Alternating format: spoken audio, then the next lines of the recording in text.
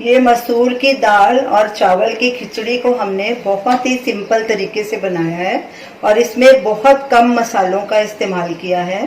तो ये खिचड़ी बहुत ही टेस्टी बनी है और हेल्दी भी है।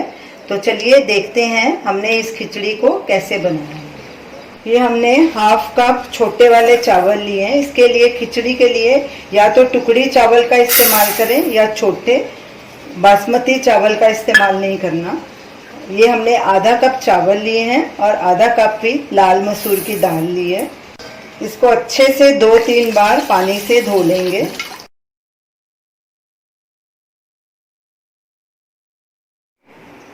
दाल चावल को हमने 3-4 बार अच्छे से वॉश कर लिया। अब पानी बिल्कुल साफ है, इसका सफ़ेद वाला पानी निकल गया है और इसमें पानी डालेंगे और इसे आधे घंटे के लिए भीगने के लिए रखेंगे ताकि दाल चावल फूल जाएं। इसे ढक के साइड में रख देंगे। दाल और चावल को आधा घंटा हो चुका है भिगो के रखे। ये देखिए दाल और चावल काफ़ी फूल गए हैं। तो चलिए अब खिचड़ी बनाना शुरू करते हैं। एक प्रेशर कुकर लेंगे, उसमें ये दाल और चावल डालेंगे।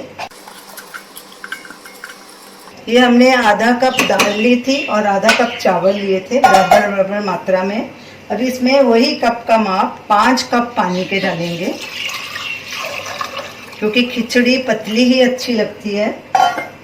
साथ में नमक स्वाद अनुसार या 1 टीस्पून। गैस को फुल पे रखेंगे और इसमें 2-3 सीटी दिलाएंगे।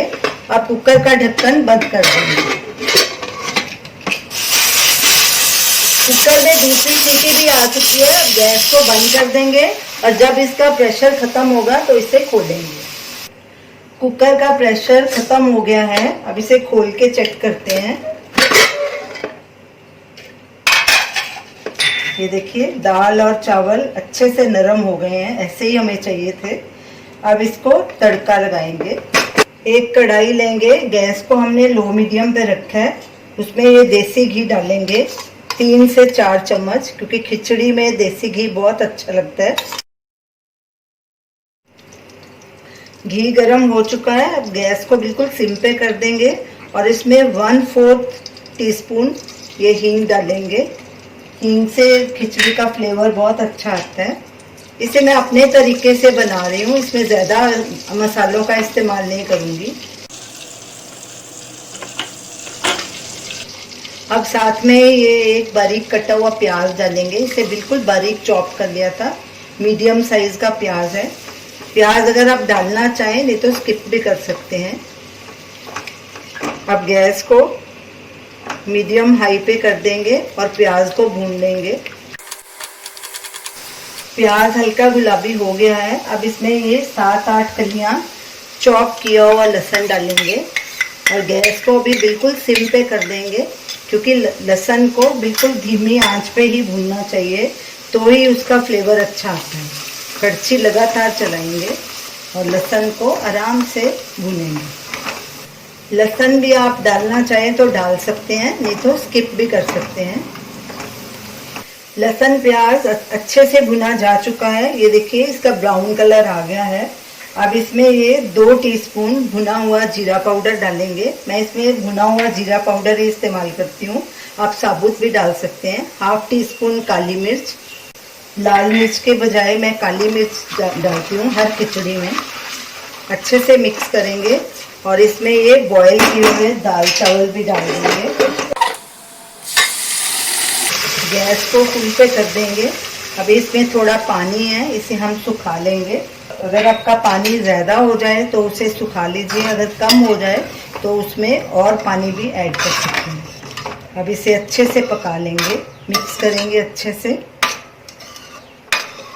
सब चीज़ों का, मसालों का, लहसुन प्याज का बहुत अच्छा फ्लेवर आ रहा है।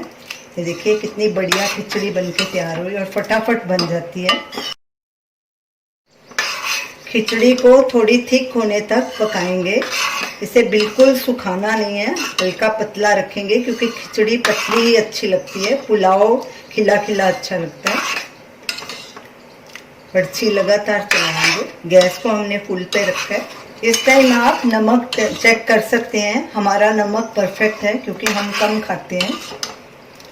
मिर्ची भी आप अपने हिसाब से डाल सकते हैं, कम या ज़्यादा, हमने अपने हिसाब से डाली है।